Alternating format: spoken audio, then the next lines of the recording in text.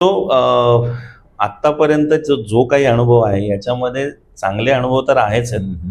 पण वाईट अनुभवही बरेच जणांना येत असतात आणि आय एम शुअर तुम्हालाही ते बरेच आलेले आहेत. तर एखादा असा इन्सिडेंट असेल, हिमालयात असेल, सह्याद्रीमध्ये असेल, जर तुम्ही आमच्याबरोबर शेअर केला तर खूप चांगलं, कारण की हे प्रेक्षकांना अशा गोष्टी पण कळणं गरजेचं आहे. नक्की सांगायला आवडेल. त्याच्या आधी मी असं म्हणेन की अपघात किंवा अशी मोठी अडचण किंवा संकट येऊ नये याच्याकरता तुम्ही मुळात तेवढा सराव आणि ती तयारी तुमची पाहिजे. पण शेवटी हे सगळं फील्ड आहे, ॲडव्हेंचरचं आहे किंवा ज्याला आपण साहसाचं म्हणतो. त्यामुळे अनपेक्षितपणे तुमच्याकडे कधीतरी तुमच्या अंगावर कुठलं तरी संकट येऊ शकतं, अनेक धोके निर्माण होऊ शकतात. त्यातले एक दोन किस्से मला नक्की सांगायला आवडतील. 81 साली आदरणीय प्राध्यापक प्र.के. घाणेकर सरांनी चला बिया उधळूया असा कार्यक्रम असायचा. पावसाळ्यात आम्ही खंडाळ्याची नागफणी, म्हणजे खंडाळ्यावरनं डिक्सनोजला जायचं, तर नागफणीवर जायचं, वॉटरफॉल बघायचे, वाटेतले टायगर स्लीप म्हणून वॉटरफॉल, आणि INS शिवाजी मार्गे लोणावळ्याला संध्याकाळी परत यायचं. एका दिवसाचा दरवर्षीचा उद्योग. तर ते सरांचं नाव आणि आम्ही संस्थेतर्फे घेतलेला युथ हॉस्टेलतर्फे ट्रेक, त्यात बरीच लोक आली होती आणि छान ट्रेक झाला, डिक्सनोज पाहणं झालं, धबधब्यात खेळणं झालं, आणि आम्ही परत निघालो टायगर स्लीप नावाच्या ह्याच्याकडे. तिथनं INS शिवाजीमध्ये तेव्हा तो एरिया किंवा तो परिसर ओपन होता. नंतर तिथे ऍक्सिडेंट आणि काही सुसाईडचे अटेम्प्ट झाले किंवा बरेच लोक पडून गेली, त्यामुळे तो बंद करून टाकला यायचे. तिथनं क्रॉस करत असताना नुकताच पुण्यात जो ढगफुटीचा अनुभव घेतला आपण, अतिशय पर्जन्य एकदम जोरात, तसंच झालं आणि सगळ्या कॅचमेंट मधलं पाणी यायला लागलं ना. आम्ही एक छोटासा ओढा, एक 20-30 फुटाचं पात्र असेल, जेव्हा पहिले घाणेकर सर क्रॉस करत होते तेव्हा अगदी घोट्या एवढं सुद्धा पाणी नव्हतं, आणि नंतर ते पाणी इतकं फास्ट वाढायला लागलं, निम्मी लोक तिकडे गेली, निम्मी याकडं. मग आम्ही साखळी करून क्रॉस करत असताना आम्ही पाण्यात हात हात धरून उभं होतो. एक 6 वर्षाची मुलगी पास होत असताना ती सुटली आणि त्या फोर्स मधनं जोरात व्हायला लागली. बापरे. मागची मागे, पुढची पुढं माणसं. आम्ही ती साखळी धरलेली सोडून ते लहान मूल वाहताय म्हणल्यावर आम्ही उड्या मारल्या पाण्यात. सगळ्यांना पोहता येत होतं, पण तो कदाचित वेडेपणा होता आमचा. पण त्या फोर्समध्ये इकडं तिकडं लोक गेली, ती मुलगी बाहेर पडली आणि मी सेंटर करंट किंवा मधल्या प्रवाहामध्ये अडकलो. फोर्स पाण्याला खूप होता आणि अजून पाणी वाढतच होतं. काठावरची लोक बघत होती आणि काय करायचं नक्की, पण मला काही ऐकू येत नव्हतं, कारण मी एका रॉकला हाताची बोटं घालून, तोपर्यंत रॉक क्लाइम्बिंगचं स्किल आलं होतं, त्या क्रॅकमध्ये बोट घालून नाकातोंडात पाणी जातंय आणि ते असं असं करत किती वेळ पाण्याशी झुंज द्यायची. पण पलीकडनं लोक काहीतरी हातवारे करतात एवढंच, कारण डोळ्यावरही पाण्याचा पडदा होता. आणि काय करणार आपण. मग INS शिवाजीची लोक आली, ते रोप टाकायचा प्रयत्न करत होतं, ते माझ्यापर्यंत पोहोचायला तयार. मी शेवटी आता म्हणलं की सगळी ताकद संपत चाललेली, एकच विचार केला की पाण्यावर जर आपण गेलो तर त्या स्पीडने जोरात जाऊ आणि पुढं मोरगडकडे वाहणारा जो धबधबा आहे तो 200-400 फुटावर पडतो, म्हणजे आपलं मरण निश्चित आहे. आज आपण पाण्याखाली गेलो तर 1% चान्स आहे काहीतरी, असा विचार केला आणि पाण्याखाली गेलो. आणि मला नंतर फक्त मी आपटतोय रॉकवर कुठंतरी, आणि नाकातोंडात विचित्र, ऑलरेडी गेलो होतं त्यात आणखीन भर पडली, आणि मी गटांगळ्या पाण्याखाली जाऊन एका ठिकाणी बाहेर पडलो. मला काठ जवळ दिसला, जीवाच्या आकांताने मी बाहेर पडलो आणि जीव वाचलेला होता. पण नंतर मग एक डॉक्टर ग्रुपमध्ये होते, त्यांनी ते सगळं पोटातलं पाणी दाबून वगैरे ते सगळं बाहेर काढलं. पण अनपेक्षितपणे पाऊस, ती ढगफुटी, ती मुलगी वाहून जाणं, तिला वाचवायला आम्ही प्रयत्न करणं, आणि माझ्या जीवावर संकट, असं अनपेक्षितपणे काही होऊ शकतं. आणि हिमालयात सुद्धा अशा आलेल्या आहेत. पण मला सह्याद्रीतला आणखीन एक छोटासा किस्सा, म्हणजे 84 साली आम्ही रायगडचं टकमक टोक, सगळे वर्ण पाहतात, ते आम्ही क्लाइंब करत होतो. त्या काळी अजिबात साधन सामग्री गिर्यारोहणाची नव्हती, म्हणजे अगदी हार्नेस सुद्धा मिळायचं नाही, रोपच बांधायचे, कॉटनचे रोप कित्येक ठिकाणी वापरले जायचे, म्हणजे जीवावर उदार होऊन केलेलंच तर थोडंसं साहस होतं.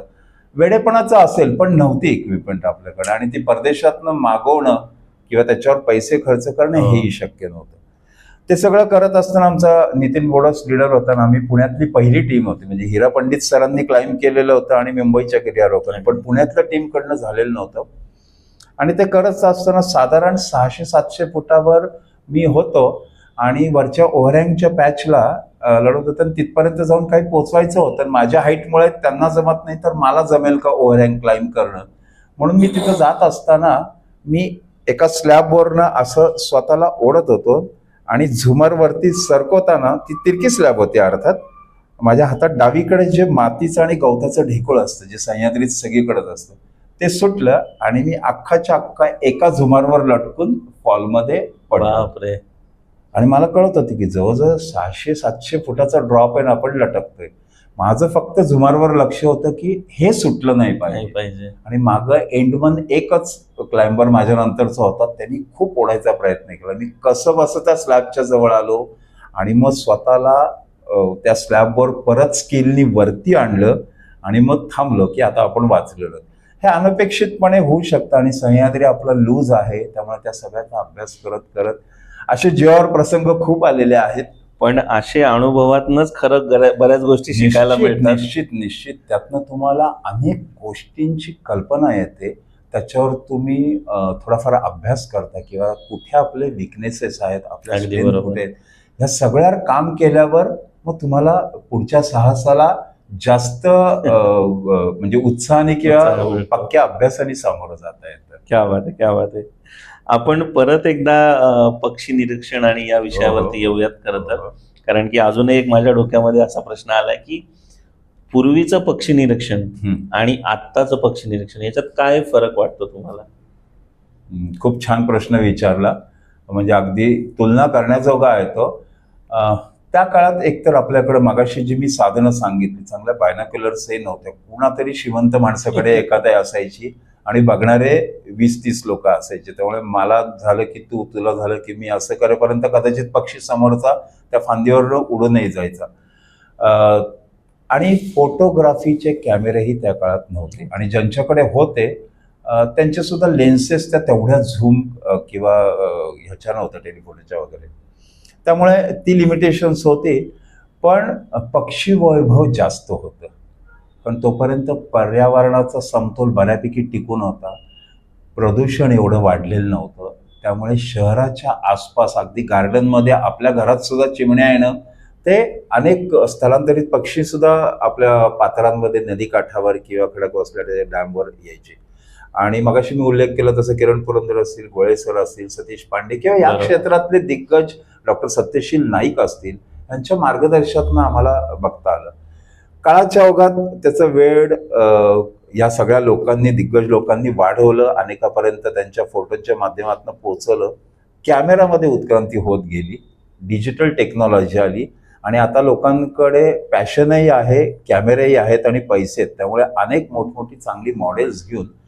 पण आता मात्र एक झालेलं आहे की मी थोडंसं खेदाने माझं म्हणणं इथं मांडीन की आयतं पक्षी निरीक्षण करायला, म्हणजे काही हाईट्सवर जाणं, म्हणजे लपण असतं, आपण लपून बसलेलं असतो, समोरच्या पाणवठ्यावर पक्षी येतात, तेही करायला पाहिजे.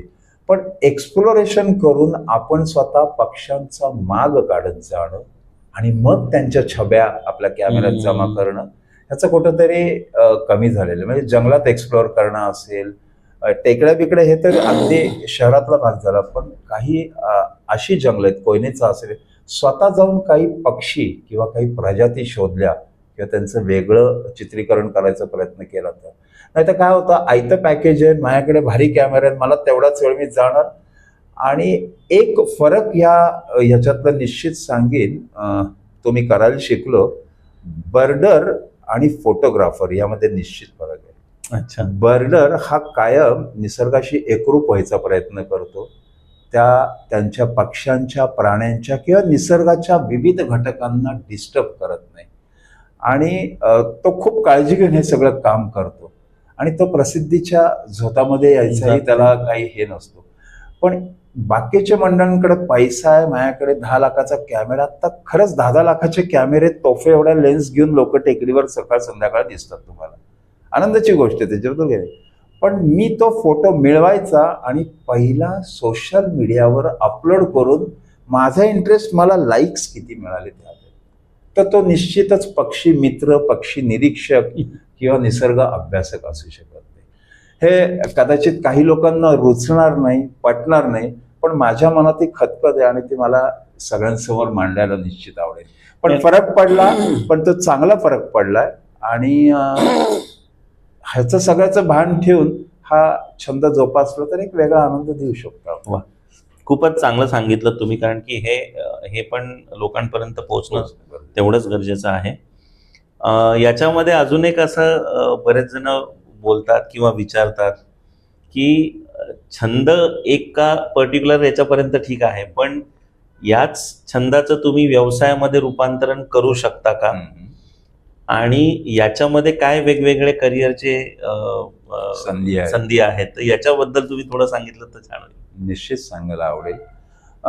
पूर्वीच्या काळी तेवढ्या संधी नव्हत्या, पण मी डायरेक्ट मुद्द्यावर येऊ शकतो की आता मात्र खूप चांगल्या संधी निर्माण झालेल्या आहेत. म्हणजे आपण सुरुवातीला ट्रेकिंग आणि गिर्यारोहण हा जर पार्ट विचारात घेतला तर याचे अनेक कोर्सेस आहेत. ते कोर्सेस तुम्ही म्हणजे बेसिक कोर्स ऑफ माउंटेनिअरिंग आहे, ॲडव्हान्स कोर्स ऑफ माउंटेनिअरिंग आहे, सर्च अँड रेस्क्यू आहे किंवा MOI म्हणजे मेथड ऑफ इन्स्ट्रक्शन्स, हे 3-4 कोर्स केलेले असतील तर तुम्हाला त्या क्षेत्रात चांगलं काम करता येतं. म्हणजे ॲडव्हेंचर रिलेटेड सगळे असतील.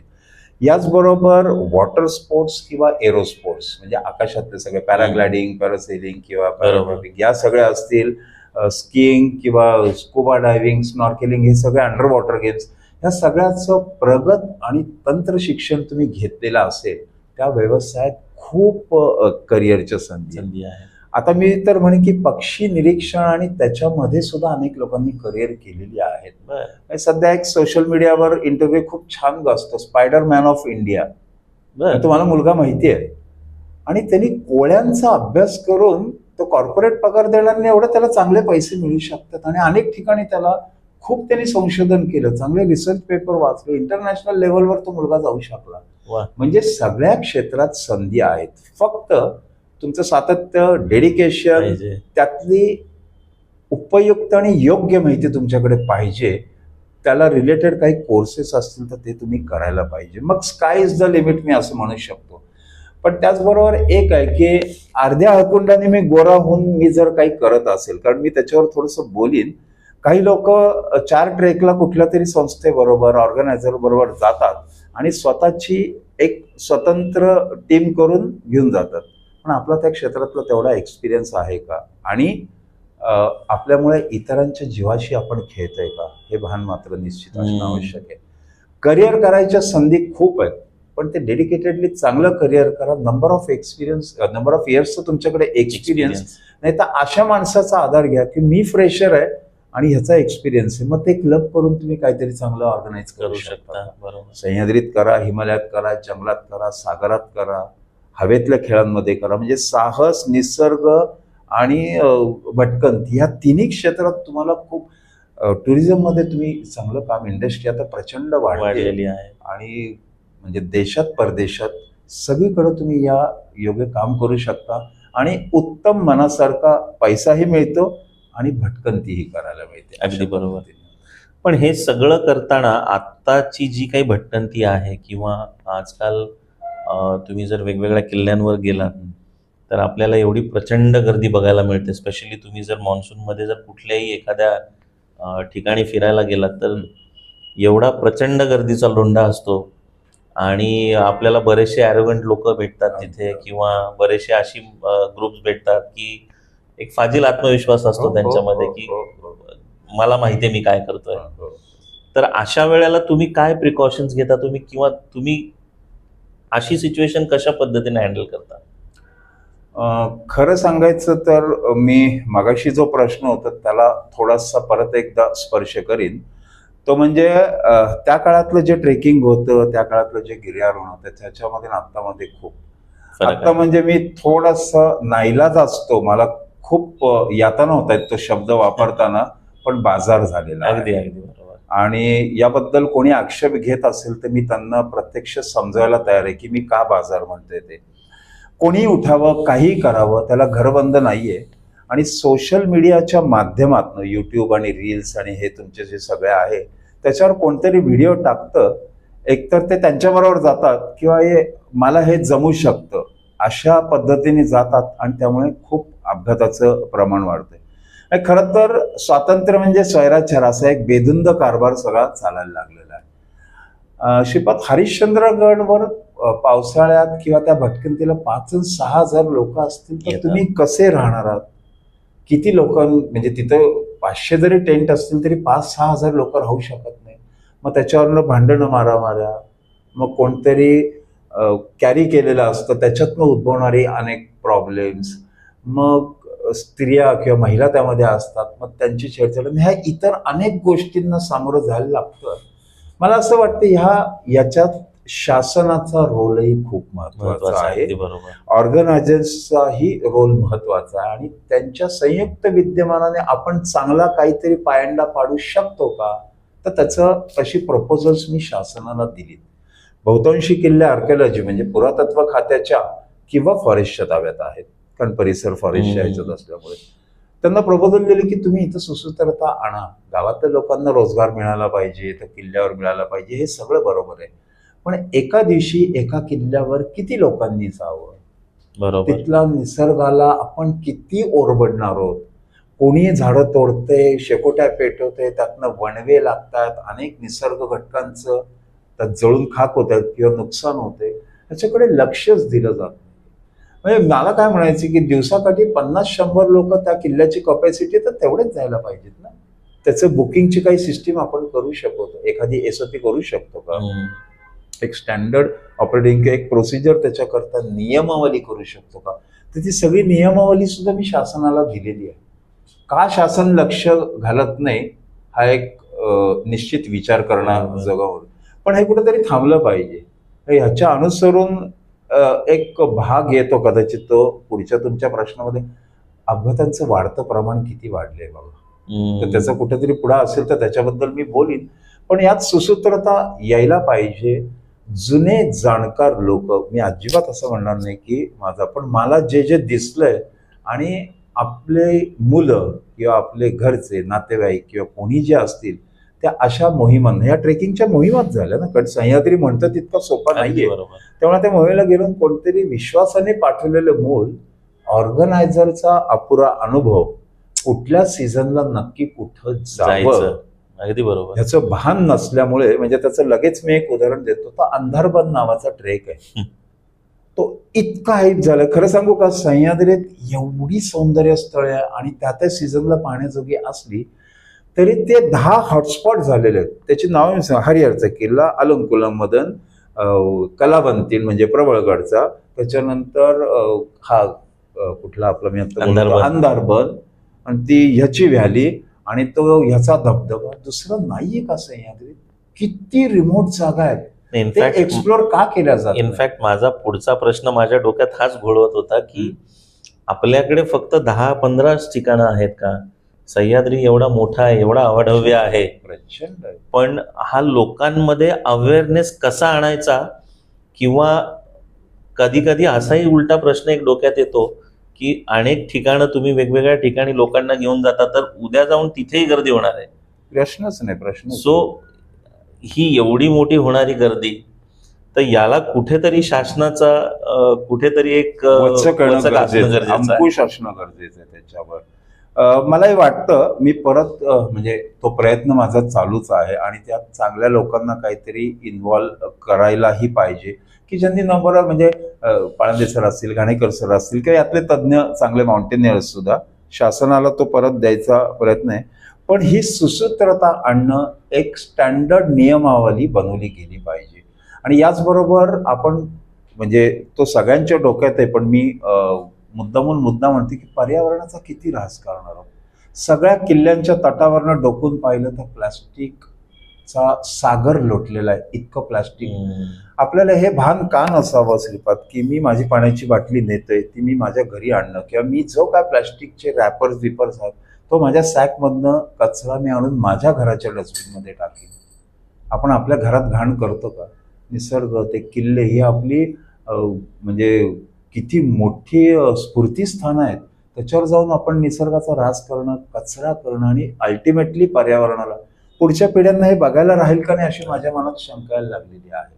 त्यामुळे शासनाने कुठंतरी, जो मी शब्द वापरतो तो अंकुश, तर थोडीशी दहशत निर्माण करायला पाहिजे आणि पर्यटनाचा जो बोकाळलेला बाजार चाललेला आहे त्याच्यावर कुठेतरी अंकुश आणायला अंकुश पाहिजे. आणायला पाहिजे. नाहीतर हे याच्या बाहेर जाईल. ज्या पद्धतीने तामिणी घाट, तिथले धबधबे, वरंदा घाट, माळशेज घाट या धबधब्यात दरवर्षी ॲक्सिडेंट्स होत आहेत. बेधुंदपणे गाड्या चालवणं, दारू पिऊन गाड्या चालवणं, मारामाऱ्या त्या धबधब्यात, तोही एक मोठा धोका आहे. पावसाळे चालू झाले, धबधबे व्हायला लागले की मंडळी त्या धबधब्याखाली स्नानाला जातात. जातात. त्याच्यातनं अनेक दगड, गोटे, झाडं, मुळं काय काय येत असतं. कशाला जायला पाहिजे? ते इतकं सुंदर धबधबा आहे, त्याचं दूरदर्शन घेण्यातच मजा आहे ना. त्यामुळे नाही, या in fact, सगळ्या गोष्टींवर शासनाने लक्ष घालायला पाहिजे, आवर्जून वाटतं मला अगदी.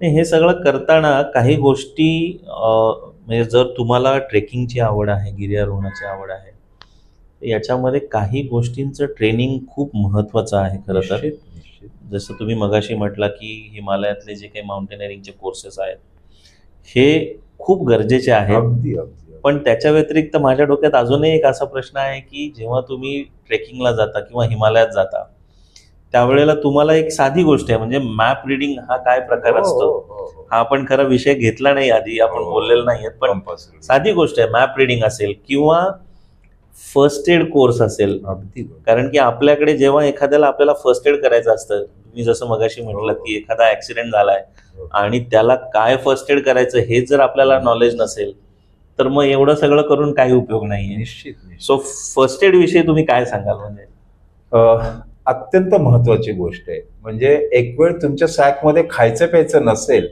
पण पाण्याच्या बाटल्या म्हणजे पाण्याचा स्टॉक आणि फर्स्ट एड बॉक्स हे पाहिजेच. तुम्ही साधं सिंहगडला जरी मी गेलो तरी माझ्या पाठीवर 2-4 लिटर पाणी आणि फर्स्ट एड बॉक्स असतो. खायला तुम्ही 4 तास उशिरा मिळाल तर मरत नाही, पण अशा ठिकाणी ऍक्सिडेंट झाला. आता फॉर एक्झाम्पल आपण हरिश्चंद्रवर कोणाला काही झालं तर तिथनं कुठल्याही बाजूने उतरायचं म्हणजे तो रेस्क्यूच असतो. माणूस जिवंत असला तरी तो रेस्क्यूच असतो. इतक्या लांब येईपर्यंत काय होऊ शकतं त्याला इमिजिएट काहीतरी आपण तिथं देणं गरजेचं आहे. त्यामुळे ते कोर्सेस फॉर्च्युनेटली आता 2 आणि 3 दिवसाचे सर्टिफिकेटचे कोर्स. फर्स्ट एडर तुम्ही बनत नाही पण तुम्हाला त्या गोष्टीचं नॉलेज तरी येते की इमिजिएट त्या माणसाला आपण प्राथमिक उपचार म्हणून काय करू शकतो. तसंच गिर्यारोहणाच्या बाबतीतलं तुम्ही बोला तसं ते कोर्सेसही करणं गरजेचं आहे. म्हणजे कुठलंही साहस आलं तरी माझ्याकडे एक बेसिक नॉलेज आहे. कोणतरी आपण चाललो दुसरा माणूस दरीत पडलाय, माझ्याकडे इक्विपमेंट आहे पण मला वापर करता येत नसेल तर काय, किमान त्या माणसाला तिथं जाऊन त्याचा हातपाय मोडलाय किंवा त्याला काय लागलंय, खरचटली, डोक्याला खोप पडली, त्याला जाऊन धीर देणं, पटकीने रोप लावून मी तिथपर्यंत पोहोचू शकतो, त्याला धीर देणं, इतरांच्या मदतीने त्याला जागेवर आणणं आणि मग योग्य त्या हॉस्पिटलला किंवा दवाखान्यात पोहोचणं, हे माझ्याकडे नसेल तर. त्यामुळे सह्याद्रीत कुठंही हिंडताना माझ्याबरोबर एक रोप कॉईल, एक 4-5 कॅरेबिनर आणि एक हार्नेस हे मी बरोबर ठेवलेलं असतं. आणि एक रोप म्हणजे तो उतरण्याकरता आणि माझ्या जीवाला काही धोका होऊ नये त्याच्याकरता बिले सिस्टीम लावायला दुसरा रोप, तो दुसऱ्या कोणाकडे तरी ठेवलेला असतो. पण हे पाहिजे. स्वतःच्या टीमला ही प्रॉब्लेम येऊ शकतो पण दुसऱ्यालाही मदत करू शकतो. हे कोर्सेसचं ज्ञान असणं, खरं तर हा खूप विषय वाढत जाऊ शकतो. त्यामुळे प्रत्येक याला आपल्याला स्पर्श करता येत नाही, पण हा मुद्दा अतिशय महत्वाचा आहे. त्यामुळे हे कोर्सेस अगदी सगळ्या गोष्टी शिकल्या तर तुम्हाला करिअरला परत चांगली संधी मिळू शकते. वा, थँक्यू व्हेरी मच. तुम्ही इथे आलात आणि तुमचे खूप खूप धन्यवाद आणि खूप चांगली माहिती मिळाली आमच्या प्रेक्षकांना. सो मी प्रेक्षकांना आवाहन करतो की तुम्हाला अजून काही याविषयी कोणाशी मिलिंद सरांची तुम्हाला जर काही जाणून घ्यायचं असेल तर तुम्ही नक्की आम्हाला प्रश्न विचारा. याबरोबर लाईफ इन द माउंटन्स आमचं जे पॉडकास्ट आहे याला तुम्ही लाईक करा, शेअर करा, सबस्क्राईब करा आणि तुमच्या डोक्यामध्ये अजून काही प्रश्न असतील, काही असेल, तुम्हाला नवीन वेगळ्या विषयांवरती जाणून घ्यायचं असेल तर तुम्ही नक्की आम्हाला प्रश्न विचारा. धन्यवाद. धन्यवाद.